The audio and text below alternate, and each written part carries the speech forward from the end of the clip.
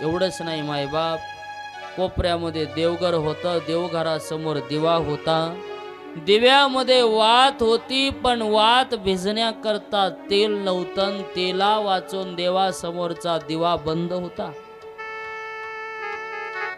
त्या घरामध्ये रात्री लेकरं झोपावीत आणि अचानक उठावीत, आई भूक लागली, काहीतरी खायला दे. आईनं तांब्यावर पाणी पाजावून सांगावं, बाळा उद्या आपले बाबा गावात भिक्षा मागायला जातील, मधुकरी मागायला जातील, काहीतरी भिक्षेमध्ये येईल आणि ते नक्की तुम्हाला खाऊ घालतील. पुन्हा लेकरू झोपी घालावं. एक झोपी घातलं तर दुसरं उठायचं आणि दोघा नवरा बायकोने एकामेकाकडे पाहून ढसा ढसा ढसा ढसा रडायचं. रुक्मिणी, आपलं तर पाप आहेच आहे, पण या लेकरांनी सुद्धा काय पाप केलंय की आपल्या पोटी जन्माला आले आणि असे मायबाप लाभले की त्यांना एक वेळचं भोजन सुद्धा आपण देऊ नाही शकत. रुक्मिणी, सुदामदेव सुशीला मातेला बोलतायत. सुशीला माता ये ढसा ढसा रडते आणि आपल्या मालकाला आधार देते. प्रभू नका नका रडू नका, एक ना एक दिवस आपलाही चांगला येईल, पण माणसाने आपला धीर नाही सोडला पाहिजे, आपली हिम्मत नाही हरली पाहिजे. 4 दिवस दुःखाचे असतात, 4 दिवस सुखाचे असतात, एक ना एक दिवस आपलाही दिवस आल्याशिवाय राहणार नाही. सुशीला माता आपल्या मालकाला महाराज अभय धीर देते, समजावून सांगते. आणि हे चित्र इकडे द्वारकेमध्ये भगवान कृष्ण परमात्मा आणि रुक्मिणी पाहते. रुक्मिणी बोलते, प्रभू का बरं अशी वेळ त्यांच्यावर आली असेल? देवाच्या डोळ्यात आणखी पाणी आलं. रुक्मिणी, ही वेळ माझ्यामुळे तर आली. मी जर त्यावेळेस म्हणलो नसतो ना तर आज सुदाम देवाला ही वेळ आली नसती. काय झालं होतं प्रभू? काही नाही ग म्हणे, आम्ही लहानपणी एका गुरुकुलामध्ये शिकायला होतो आणि सुदामदेव आणि मी एकाच गुरुकडे शिकायला. आमच्या गुरूंच्या पत्नी गुरुमाता यांनी आम्हाला वनामध्ये लाकडं आणायला पाठवलं आणि लाकडं आणायला पाठवत असताना त्यांनी आम्हाला ते चणे दिले, ते नाश्त्याला साहित्य दिलं आणि साहित्य दिल्यानंतर आम्ही तो डब्बा घेऊन वनामध्ये गेलो आणि मी म्हणलो, सुदामा तू बामणाचं पोर आहेस, तुला झाडावर चढायला नाही जमायचं, मी गवळ्याचा पोरगा वरी जातो, वाळले वाळलेले फाटे खाली टाकतो, तू गोळा कर. सुदामा खाली लाकडं गोळा करायचा, मी वरून मोडून खाली टाकायचो आणि टाकता टाकता टाकता सुदामाला भूक लागली, त्यानं डब्बा उघडला आणि एकटाच चणे खायला. चणे खाता खाता खाता मायबाप ते चणे दात वाजू लागले. मी तेव्हा सुदाम्याला म्हणलो, सुदाम्या अरे दात कसे वाजायलेत? तर सुदामा म्हणला, थंडी पडली ना रे म्हणून दात काकडायलोय म्हणला, दाताव दात आदळायले. आणि यानं डब्बा खाल्ला. मी थोड्या वेळानं खाली आलो आणि विचारलं डब्बा, तर म्हणला कुत्रा आलं आणि कुत्र्यानं सगळा खाल्ला. रुक्मिणी, त्यावेळेस मला सुद्धा भूकच लागले होते आणि भूक लागली की माणसाला राग येत असतो. माझाच मित्र सुदामा रागा रागानं म्हणलो, ऐक सुदामा, डब्बा कुत्र्यानं खाऊ दे नाही तर माणसानं खाऊ दे, पण ज्यानं कोणी माझ्या हिश्शाचा डब्बा खाल्ला असेल ना, पुढच्या जन्मी त्याला 18 विश्व दारिद्र्य भोगावं लागेल. आणि रुक्मिणी, एवढा शब्द मी बोलून गेलो आणि या शब्दाचा परिणाम सुदामदेवालाही राग आला आणि राग आल्यानंतर सुदामाई मला म्हणला, अरे जा जा, 18 विश्व दारिद्र्यावाला आलं तर आलं, पण मी भोगीन, पण तुझ्या दारात मागायला येणार नाही. रुक्मिणी, एवढ्या भांडणामध्ये पुन्हा मी म्हणलो, सुदाम्या अरे तुला दारिद्र्य फेडण्याकरता माझ्याच दारात यावं लागेल. मी म्हणायचं माझ्याच दारात यावं लागेल आणि त्याने म्हणायचं मी फेडीन, पण तुझ्या दारात येणार नाही. रुक्मिणी, कदाचित त्याने ठरवलं तर नसेल की आता आपण मागण्याकरता कृष्णाच्या दरवाजात जायचं नाही म्हणून. तिकडे सुशीला सुदाम देवाला धीर देते आणि इकडे रुक्मिणी भगवान कृष्ण परमात्म्याला धीर देते आणि आपल्या पतिदेवांना समजावून सांगते, प्रभू काळजी करू नका, पण तुमची जर इच्छा असेल ना तुमच्या मित्राचं दारिद्र्य फेडण्याचं, तर तुमचा मित्र तुम्हाला भेटायला आल्याशिवाय राहणार नाही. आणि ती अवस्था अशी, ते उसणं तरी किती दिवस कोणाकोणाकडून आणणार. आणि एक सांगू मायबाप, हे जग असं आहे, ज्याच्या घरी भरपूर आहे ना लोक त्याच्या घरी बळच नेऊन टाकतात, पण ज्याच्या घरी खायला अन्न नाही ना लोक त्याला मागूनही देत नाहीत. श्रीमंत माणसाला लोक अट्टाहासाने जीव घालतात, पण ज्याच्या पोटात भूक लागली ना त्याला दारात उभा राहिलेल्यालाही भुकेल्याला हकालून लावतात. पण मायबाप, सगळ्यात मोठं पुण्य जर कोणतं असेल तर ते अन्नदानाच आहे. म्हणून आमच्या संतांनी सांगितलं, मायबाप ज्याला भूक लागली त्याला अन्न द्या. अन्न भुकेली अन्न तान्हेल्या जीवन, भुकेली अन्न तान्हेल्या जीवन, भुकेली अन्न तान्हेल्या जीवन, भुकेली अन्न तान्हेल्या जीवन, भुकेली अन्न तान्हेल्या जीवन, भुकेली अन्न तान्हेल्या जीवन, भुकेली अन्न तान्हेल्या जीवन, जीवन भुकेली अन्न तान्हेल्या जीवन, पुण्यासी कारण इतुकेचे, पुण्याचे कारण इतुकेचे, भुकेली अन्न तान्हेल्या जीवन,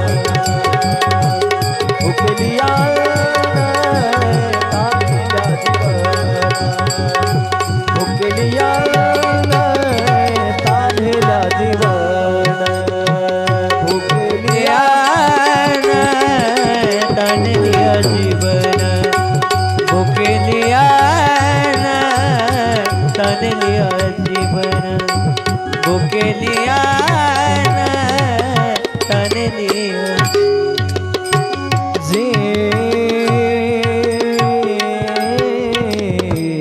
केलिया अन्न ताणेल्या जीवन. आणि पुण्यासी कारण इतुकेची, एवढंच कारण पुण्याचं आहे. आणि म्हणून अरे ज्याच्या पोटातच जागा नाही त्याला खाऊ घालताय, त्यानं पुण्य नाही मिळणार. ज्याला भूक लागली त्याला अन्न द्या. अन्नाची किंमत फार मोठी आहे मायबाप, लक्षात घ्या. माझ्या ज्ञानोबारायांनी भिक्षा मागावी आणि भिक्षा मागताना आजही ह्या अन्नाची वस्तू निघाली की अन्नदानाचं फार मोठं पुण्य आहे, लक्षात घ्या. आजही लोक जे मुलं तिथं शिकतात ना त्यांना मधुकरी देतात. आणि त्या काळात त्याच माणसाला माहिती असते अन्नाची किंमत काय असते. आम्ही आळंदीला राहायचो, तिथं राहत असताना कार्तिकीला आलेले लोक उरलेलं पंक्तीचं सामान ठेवून जायची. आणि ठेवून जाताना कधी काळी जर मधुकरी नाही मिळाली ना, 5-5 घर मधुकरी असायची. योगानं योग असा लागायचा. एखादं घर गावाला गेलेलं, एखाद्या घरी सुतक असलं की मधुकरी बंद असायची. आणि मग तेवढ्यात कसं भागणार, भूक तर लागलेली असायची. पण दुसरं काही नव्हतं म्हणून पाणी तापवायचं हिटर, आणि त्या हिटरला पातेल्यात ठेवायचं.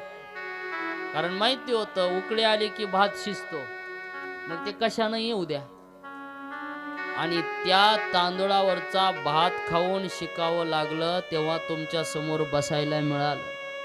आज लोकांना बरं वाटतं, महाराज काय गाडी, चांगलं कीर्तन करता हो तुम्ही, चांगली कथा बी सांगता बर, पण मायबाप हे चांगले दिवस येण्याकरता याच्या पाठीमागे वाईट दिवस बरेच भोगलेले असतात. याच्यासाठी अपार मेहनत घ्यावी लागते.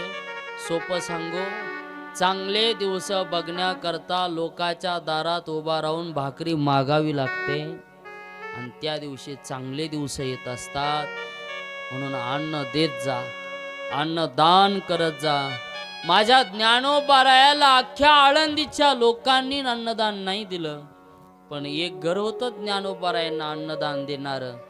त्यांचं नाव होतं भोजलिंग काका आणि त्या एकट्या भोजलिंग काकांनी अन्नदान केलं आणि अख्ख्या सुतार समाजाला आशीर्वाद प्राप्त झाला. आणि म्हणून आजही सुताराची माणसं सगळी कलाकार आहेत. नाही शिकले तरी कला येते त्यांना. का तर एकट्या भोजलिंग काकाने महाराज अन्नदान केलं. आज सुदाम देवाला कोण देणार उसनं? चांगल्या लोकाला कोणी देतं, पण गरीबाला द्यायला कोणी नसतं. शेजारच्या पासून उसनं पासनं मागून आणलेलं त्या सुद्धा आज द्यायला तयार झाल्या नाहीत. मायबाप, पण अंतःकरणात समाधान होतं, देवाचं नाम मुखामध्ये होतं आणि भगवंताची भक्ती करावी. कारण दरवाजा लावायचा प्रश्न आता सुदाम देवाच्या घराला राहिलाच नव्हता. का घरात काही नव्हतंच तर दरवाजा लावायचाच कशाला?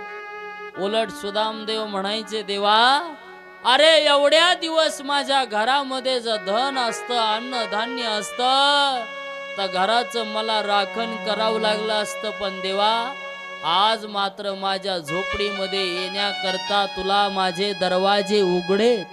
माझे तुकडोजी महाराज वर्णन करतात, देवा अरे राजाच्या महालाला बंगल्याला कवाड असतात, मोठे मोठे दरवाजे असतात, पण सुदाम देवाच्या घराला दरवाजा लावायचं कामच नव्हतं. का तर झोपडीत राहूनही सुदामदेव भगवंताचं चिंतनच करत होते.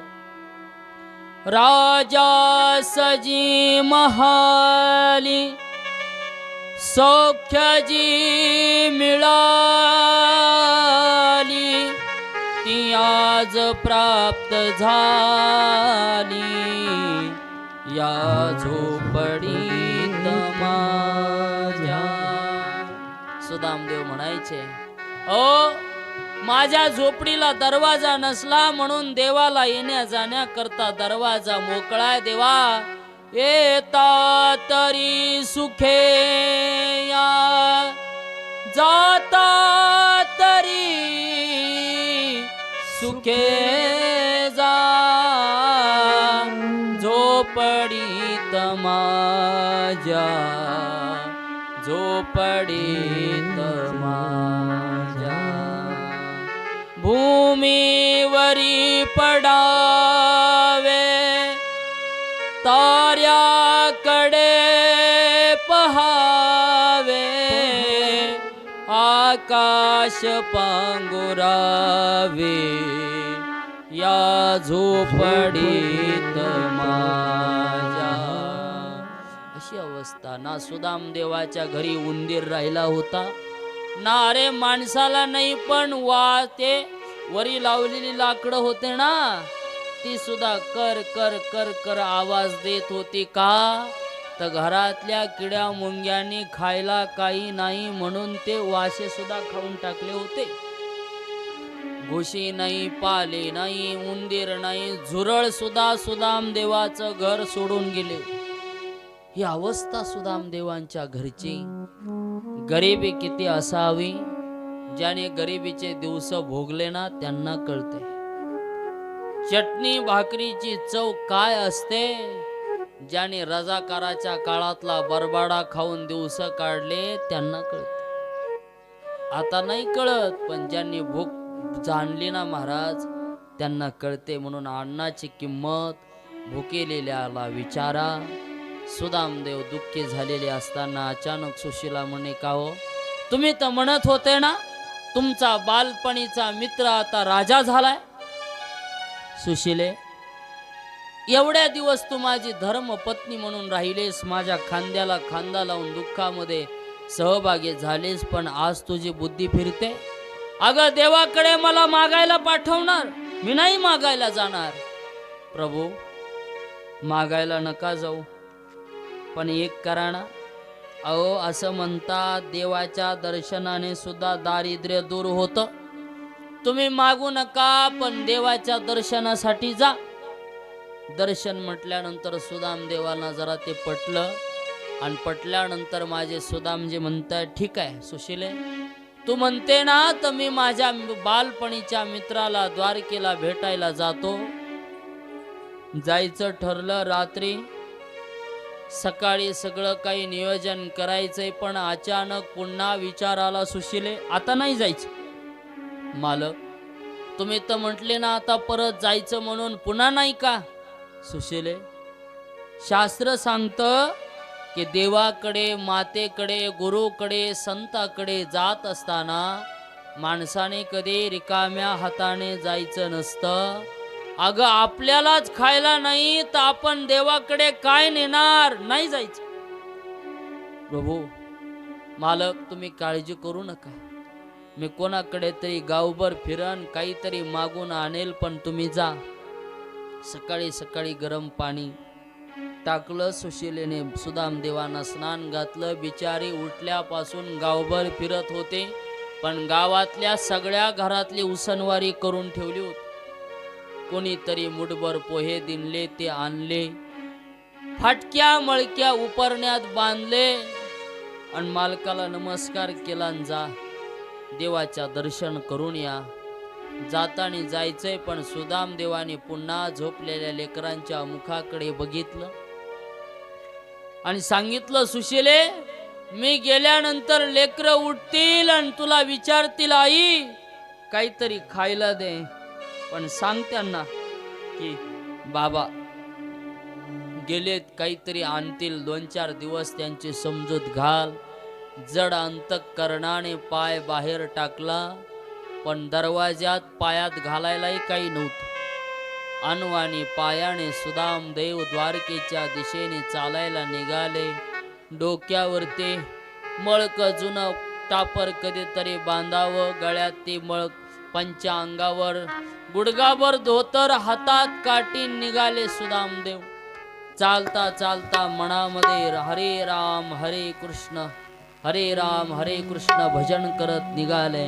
चले श्याम सुंदर से मिलने सुदामा, चले श्याम सुंदर से मिलने सुदामा, चले श्याम सुंदर से मिलने सुदामा, चले श्याम सुंदर से मिलने सुदामा, चले श्याम सुंदर से मिलने सुदामा, चले श्याम सुंदर से मिलने सुदामा, चले श्याम सुंदर से मिलने सुदामा, चले श्याम सुंदर से मिलने सुदामा. गाते चले जाते मुख में हरे कृष्ण हरे रामा, गाते चले जाते मुख में हरे कृष्ण हरे रामा, चले श्याम सुंदर से मिलने सुदामा, चले श्याम सुंदर से मिलने सुदामा, चले श्याम सुंदर से मिलने सुदामा, चले श्याम सुंदर से बहु मांग पड़ोसन से चावल जुलाई, फटे हुए कपड़े में पोटरी बनाई, पड़ोसिन से चावल जुलाई, फटे हुए कपड़े में पोटरी बनाए, बहु मांग पड़ोसन से चावल जुलाए, फटे हुए कपड़े में बनाए। जाओ पतिवर तुम प्रभु के धामा, जाओ पतिवर प्रभु के धामा। चले श्याम सुंदर से मिलने सुदामा, चले श्याम सुंदर से मिलने सुदामा, चले श्याम सुंदर से मिलने सुदामा। चले श्याम हरे कृष्ण हरे राम, चले राम हरे राम हरे राम हरे राम। चले श्याम सुंदर से मिलने सुदामा, चले श्याम सुंदर से मिलने सुदामा, चले श्याम सुंदर से मिलने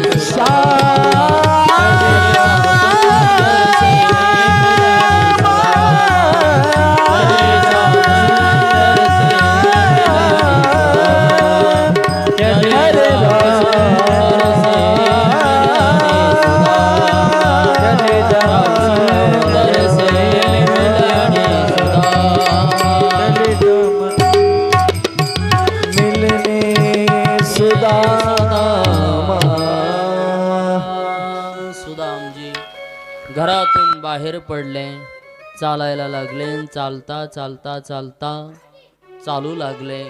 भगवान कन्हैयाकडे सुदामजी जायतायत, पण मुखामध्ये हरे राम हरे कृष्ण हरे कृष्ण भगवंताचं चिंतन करतायत। चालता चालता अचानक पायामध्ये काटा मोडावा, पाय रक्त बंबाळ व्हावा, पण देवाला काळजी, गुराख्याचं रूप देवानं धारण करावं। सुदाम देवांना आतमध्ये भोजनाची व्यवस्था देवानं करावी। कधी कधी सावकार व्हावा, पुन्हा जीव घालावं, कधी काय कधी काय कधी काय। चालून चालून शरीर थकून जायचं, अंग घामाघूम व्हायचं, डोक्यावर ऊन यायचं। मग सुदाम देवाने कमरेवर हात टेकावान, कपाळावर हात ठेवून बघावन, मनातल्या मनात विचारावं, वारे कन्हैया कितनी दूर है तेरी नगरी। आणि त्या कानाला मनातल्या मनात बोलावन, मनची मनालाच म्हणावं, काय म्हणावं, बडी दूर नगरी, बडी दूर नगरी, बड़ी दूर नगरी, बड़ी दूर नगरी। दूर नगरी, बड़ी दूर नगरी, बड़ी दूर नगरी, बड़ी दूर नगरी, बड़ी दूर नगरी, बड़ी दूर नगरी, बड़ी दूर नगरी, बड़ी दूर नगरी, बड़ी दूर नगरी, बड़ी दूर नगरी, बड़ी दूर नगरी, बड़ी दूर नगरी। ओ कैसे आऊं रे कान्हाई, कैसे आऊं रे कान्हाई, कैसे आऊं मैं कान्हाई, कैसे आऊं मैं कृष्णाई, कैसे आऊं रे कान्हाई, कैसे आऊं रे कान्हाई, कैसे आऊं रे कान्हाई कृष्ण, आऊं रे कृष्णाई। तेरी गोकुल नगरी, बड़ी दूर नगरी, बड़ी दूर नगरी, बड़ी दूर नगरी, बड़ी दूर नगरी, बड़ी दूर नगरी, बड़ी दूर नगरी, बड़ी दूर नगरी। हे कान्हा, अरे किती लांब आहे, बड़ी दूर नगरी, कैसे आऊ मैं कृष्णाई काणाई। पुन्हा पुढं चालावं, चालता चालता चालता चालता ते धोतर पायात अडकावं, पुन्हा पायात अडकून खाली पडावं, पुन्हा उभं राहावं, पुन्हा चालावं। शेवटी महाराज भेटल त्याला विचारावं, काओ ती द्वारकेचा राजा कृष्णन त्याची नगरी, तुला काय करायचे? अहो ते माझा बालपणीचा मित्र आहे ना, आम्ही दोघं एकाच शाळेत शिकायला होतो. गप्रे असलं तर कोणी येतन हर भिकारी येतन कृष्ण माझा मित्र आहे म्हणतंय. चल. सुदामदेवानं खाली मान घालावी, पुन्हा पुढं चालावं. दिसला माणूस की त्याला विचारावं,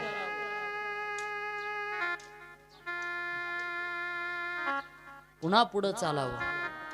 का हो? एक सुंदर नगरी आली, मोठे मोठे महाल, त्या नगरीला सैनिकांची सुरक्षा. आणि हे बघितल्या एका त्या द्वारकेच्याच माणसाला सुदामदेवाने विचारलं, का हो, हीच का ती द्वारका? हा म्हणले हीच. पण ते ए ए ए काय कार्यकर्ताच लय आगाव आहे बुवा. कमाल हे तुमच्या सगळ्या वाडीला पुरतंय पुन्हा. नाही नाही नाही. गोपाल कृष्ण भगवान की जय. जय जय श्री राधेश्याम. एखादं लेकरू असतं कृष्ण हर गावात गोकुळात एक कृष्ण. तरी इथले लईच गरीब आहेत, किमान इकडं तरी आले नाही, तिकडच खेळायलेत. काही काही स्टेज खाली घुसत येत. गाव लई विचित्र. काही काही महाराज गपची बस रे, कान कापीत असतो मी. चल. सुदामजी द्वारकेत पोहोचले. पोहोचल्यानंतर तिथं वेशीवर पोहोचले. द्वारपालाने विचारले, कोण? मी भगवान कृष्ण परमात्म्याचा मित्र. पुन्हा अडवलं. अरे असं तर कोणी म्हणतं, काय पुरावा आहे तुझ्याकडं? ते म्हणलं, काय सांगू, काहीच नाही पुरावा माझ्या. मग अहो आम्ही लहानपणी गुरुकुलात शिकायला होतो, आमकं होतं. गपरे असलं सांगू नको. परत लावलं. आणि मग सुदामदेवाने हात जोडले आणि त्या द्वारपालांना विनंती केली, अरे बाबा असं करू नका. बघा खूप लांबून आशा घेऊन आलोय, बघा या गरीबाकडे बघा. म्हणून सुदामदेव विनवणी करू लागले. काय करू लागले? बघा पायामध्ये चप्पल, डोक्यावर पगडी आहे आणि सांगताय द्वारपालांनो, देखो देखो ये गरीबी, गरीबी का हाल. अहो एवढ्या लांबून चालून तुम्ही मला परत पाठवताय. द्वारपालांनो, जाऊन सांगा तुमच्या देवाला की त्याला म्हणाव बालपणीचा मित्र सुदामा आलाय. अरे द्वारपालो कन्हैया से कह दो, मिलने सुदामा गरीब आ गया है. मिलने सुदामा गरीब आ गया है. अरे द्वारपालो कन्हैया से कह दो, मिलने सुदामा गरीब आ गया है. मिलने सुदामा गरीब आ गया है. हो भटकते भटकते न जाने कहाँ से, भटकते भटकते न जाने कहाँ से, तुम्हारे महल के गरीब आ गया है. अरे द्वारपालो कन्हैया से कह दो, अरे द्वारपालो कन्हैया से कह दो, मिलने सुदामा गरीब आ गया है. मिलने सुदामा गरीब आ गया है. सर पे है पगड़ी ना तन पे है जामा, बताबो कन्हैया को नाम है सुदामा. बताबो कन्हैया को नाम है सुदामा. बताबो कन्हैया को नाम है सुदामा. एक बार मोहन से जा कर ये कह दो, एक बार मोहन से जा कर ये कह दो, पर नसीब आ गया है। अरे द्वारपालो कन्हैया से कह दो, अरे द्वारपालो कन्हैया से कह दो, मिलने सुदामा गरीब आ गया है, मिलने सुदामा गरीब आ गया है। ओ सुनते हैं दौड़े चले आए मोहन, लगाया गले से सुदामा को मोहन, लगाया गले से सुदामा को मोहन, लगाया गले से सुदामा को मोहन। ओ भुवा रुक्मणी को बड़ा ही अचंभा, ये मन कैसा अजीब आ गया। ओ अरे द्वारपालो कन्हैया से कह दो, अरे द्वारपालो कन्हैया से कह दो, इधर पे सुदामा गरीब आ गया है, मिलने सुदामा गरीब आ गया है, मिलने सुदामा गरीब आ गया है। बराबर में अपने सुदामा बिठाए, चरण आंसुओं से सामने धुलाए, चरण आंसुओं से सामने धुलाए, चरण आंसुओं से सामने धुलाए। घबराम प्यारे जरा तुम सुदामा, न घबराओ प्यारे जरा तुम सुदामा, किसी का समा तेरे करीब आ गया है। अरे द्वारपालो कन्हैया से कह दो, अरे द्वारपालो कन्हैया से कह दो, मिलने सुदामा गरीब आ गया है, मिलने सुदामा गरीब आ गया है, मिलने सुदामा गरीब आ गया है, मिलने सुदामा गरीब आ गया है।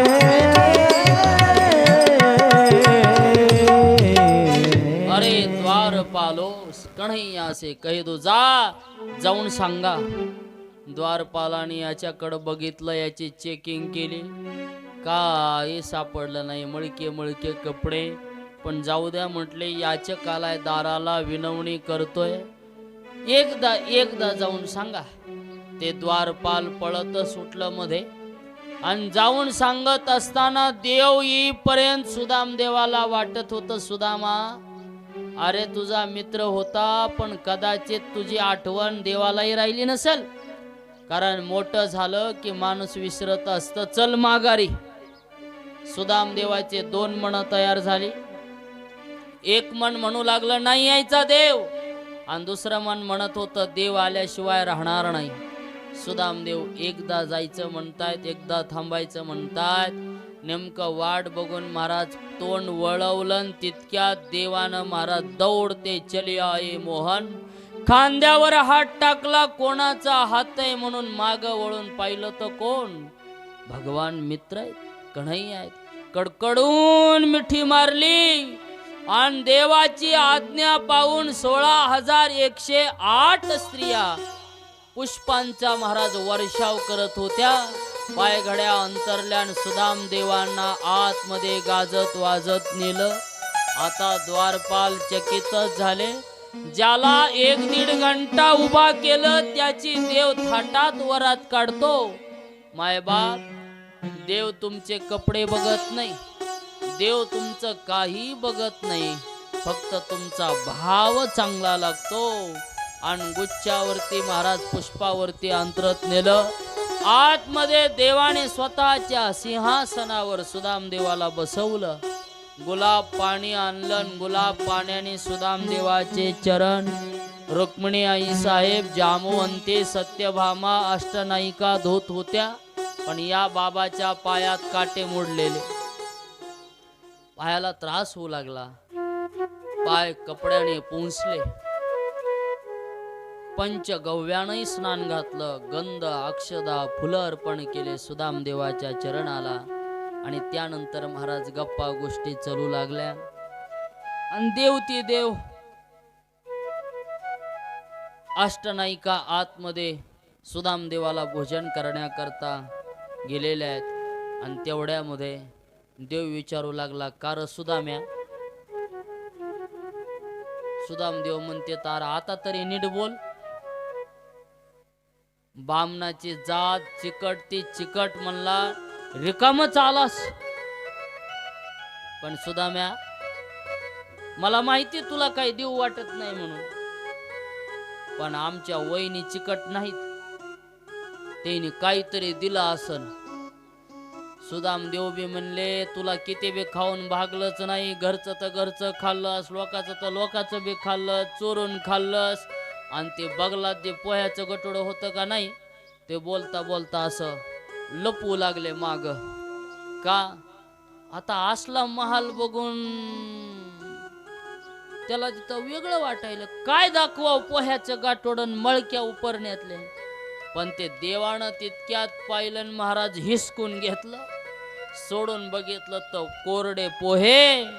पण जी मुठीत घेतले, जी खायला चालू केले, पवे सुदाम देवाचे फक्के मारी कोरडेची. कोरडे पोहे खाऊ लागला. आणि तितक्यात एक जण आले, ओ आपल पोट्यावणी करू नका म्हणले, आम्हाला बी द्या. देवानं एकट्याने पोहे खाल्ले. आणि ते पोहे खाल्ल्यानंतर महाराज आता देतो म्हणले तुला चांगले कपडे. आणि ते जुने कपडे काढून घेतले, राजवैभवातले वेश सुदामदेवाला दिला. पाट ठेवला बसायला, समोर एक पाट ठेवला, ताटाला रांगोळी काढल्या. देव आणि सुदामदेव सोबत जेवायला बसल्यान अष्टनायिका वाढत होत्या जेवायला. पंचपक्वानांचं ताट सजलं. अन्नाचा पहिला ग्रास घेतला आणि सुदामदेव तोंडात घालणार तेवढ्यात आठवण घरी उपाशी मरत असलेल्या लेकरांची आली. आणि घास घेतल्याबरोबर लेकरं दिसले आणि डोळ्यातून पाणी आलं. पाणी आल्याबरोबर देवाने सांगितलं, सुदामा याद राख, या वाड्यामध्ये रडायला बंदी आहे. आणि जर रडला असता हाय ह्या ताटावून वाट लावीन. सगळं आतलं रडू आतच गिळलं. बळ बळ बळ बळ घास गिळला. कोणता बाप जेवल? आपली लेकरं उपाशीन आपण पंचपक्वान्न खातोय. सुदामदेवाच्या गप्पा गोष्टी सगळं काही व्यवस्थित झालं. बरेच दिवस सुदामदेव भगवान कृष्ण परमात्म्याच्या तिथे राहिले. एके दिवशी नमस्कार केला आणि सांगितलं, देवा बास झालं, येतो आता. असं जायचंय. ज्या वेळेस देव निघाले ना, सुदामदेव, देवाने सांगितलं, आणणारे याचं पहिलं फाटकं धोतर, अंगावरचे चांगले कपडे काढून घेतले आणि डबल फाटके कपडे दिले याला. सुदामदेव पण आता दुःख नव्हतं, आता शिन नव्हता, सगळा शिन गेला होता. का? भाग गेला, शिन गेला आणि अवघा झाला आनंद. निघाले.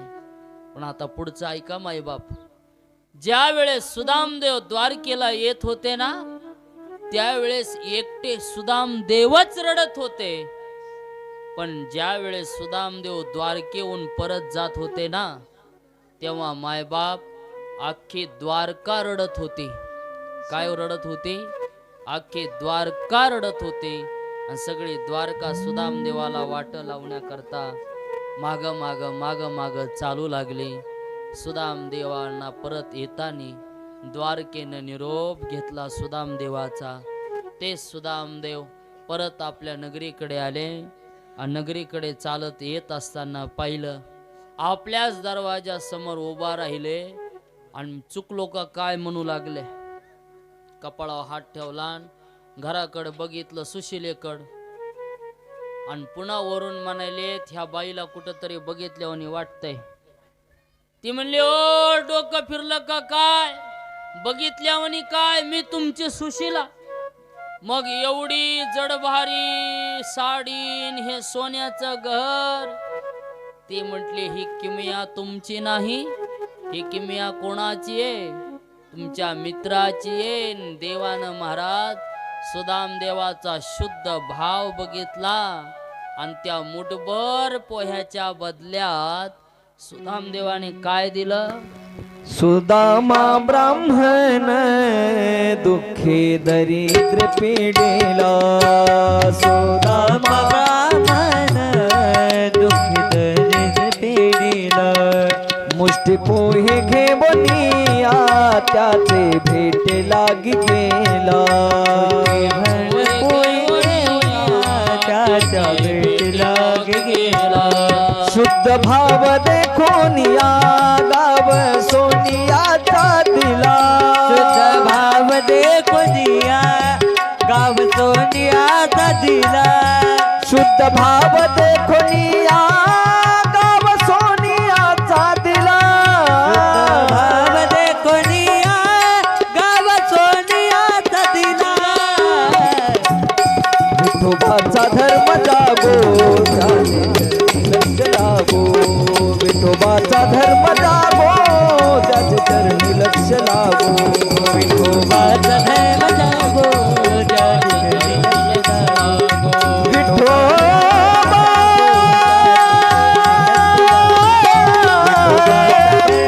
विठोबा विठोबाचा धर्म लक्ष लागो त्याचे चरणी लक्ष लागो. त्याचे चरणी लक्ष लागो.